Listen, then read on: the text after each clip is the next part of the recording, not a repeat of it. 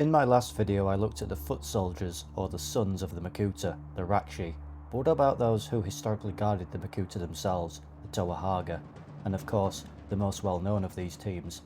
Let's dive in. Let's start with what is meant by the designation Toa Hagah. It doesn't refer specifically to one team in particular, but many elite teams that were assigned to different makuta as bodyguards and also law enforcers for that makuta's realm. Additionally, the teams were not all formed at the same time. Some makuta's teams were recruited much earlier than others, depending on various factors, not limited to the inherent danger of that makuta's realm. Pterodax's team, for example, you may be surprised to know, was one of the later ones to be assembled. Given that he was the makuta of Metronui, a largely civilized, ordered place with its own enforcement already, it is not unreasonable to guess that there was less of a priority for him to have a security detail. Whether a makuta maintained a team of Toa Hagah or not was not a mark of their prestige.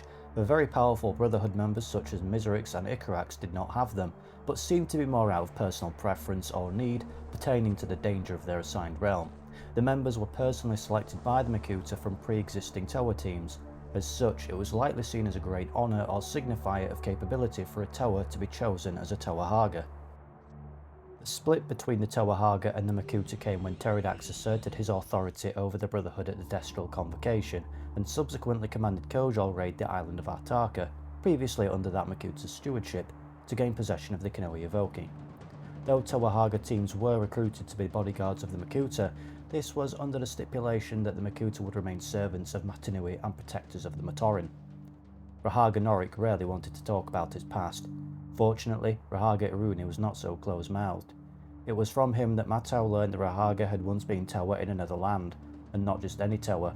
Clad in armour forged from precious metals, and wielding both Toa tools and Ratuka launchers, they were the elite. Each of the six wore a Kanohi mask forged in the shapes worn by the great heroes of the past.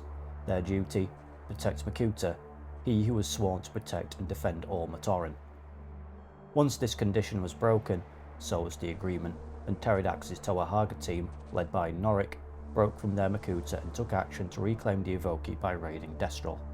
The Toa Hagah teams were scattered, disbanded, killed by their assigned makuta, or worse, used as an experiment in the wake of his split. This is indicated that some may have even remained on the side of the makuta and joined the Brotherhood's armies as fallen Toa. This left the team led by Norik the only ones known to be active in the Matoran universe, and they launched an infiltration of the Destral fortress to reclaim the Kanohi Evoki, and while there, also the Makoki Stone. While the initial phase of their operation was successful, it was upon their escape from the fortress that things went awry. Buoyed by their success, Norik made an error which led to he and Iruni being separated from the rest of the team.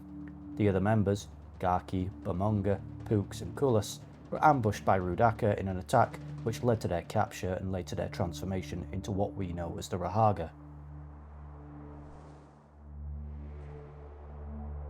While this was going on, Norik and Iruni battled Pterodax, using their knowledge of Destral's layout from their years of working there to get the better of the makuta and making their escape. The pair travelled for another day, throughout which Iruni became increasingly disillusioned, but pledged to ensure the rescue and safety of the rest of the team before formally quitting. He and Norik tracked Rudaka to a visorak fortress, the precise location of which is unknown, to rescue the rest of their team.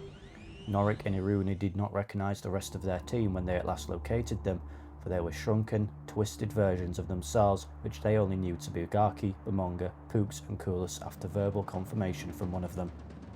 Norik used his Bakui, the mask of diminishment, to evade Rudaka and free the now Rahaga from their cage, treated like the beasts Rudaka gloatingly mocked them as.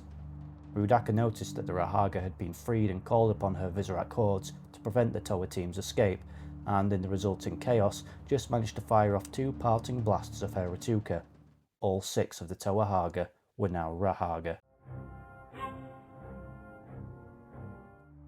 The only remaining Toa Hagah team now entered a phase of their lives as something very different, and with a new purpose. Having first-hand experience of what Rudaka and the visorak could inflict, the 6 Rahaga set out to prevent others from suffering the same fate, saving Rahi across the Matoran universe from the visorak wherever they could, all the while searching for the legendary Rahi known as Kitongu, who was fabled to possess the antidote to Hordika venom, the debilitating poison which visorak possessed. Belief in Kitongu varied among the Rahaga. Iruni was the most sceptical, indicated by his reaction to the Rahi's name being spoken in Bionicle 3 Web of Shadows. Kitongu? Iruni! While Norik, on the other hand, earnestly believed in Kitongu's existence.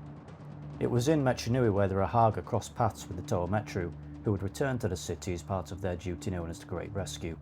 The Toa and the Rahaga's goal at this point was twofold: free Mechanui from the Visorak and ultimately Rudaka's rule, as well as to scavenge the ruins of the city to build the airships necessary to transport the sleeping Matoran to the island of Matanui.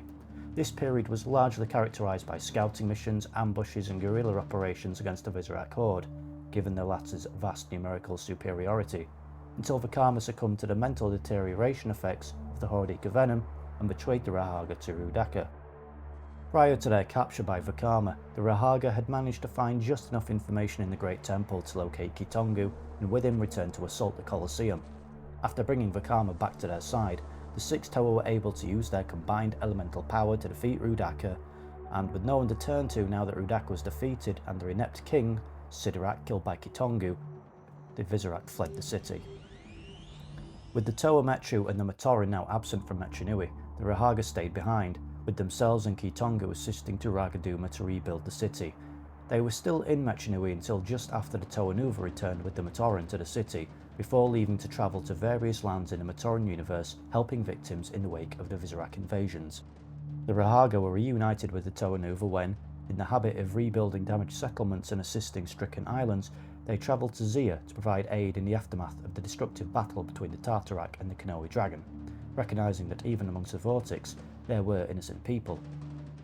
As it turned out, Liwa Nuva did not have to go all the way back to Mechanui to find who Tahu had sent him to find. The six Rahaga had heard about the events on Zia, and amazingly enough, were on their way to help the Vortex. I hope someday to be as generous as they are.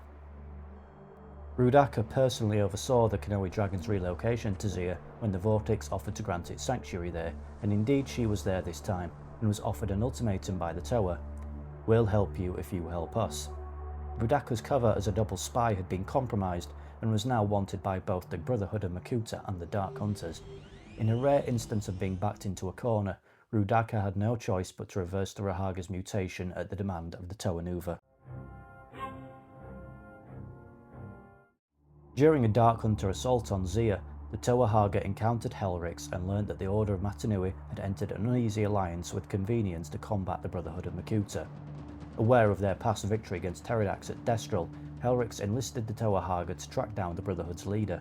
This meant returning to Mechanui and the Colosseum, where a powerful Makuta was reported to have been spotted.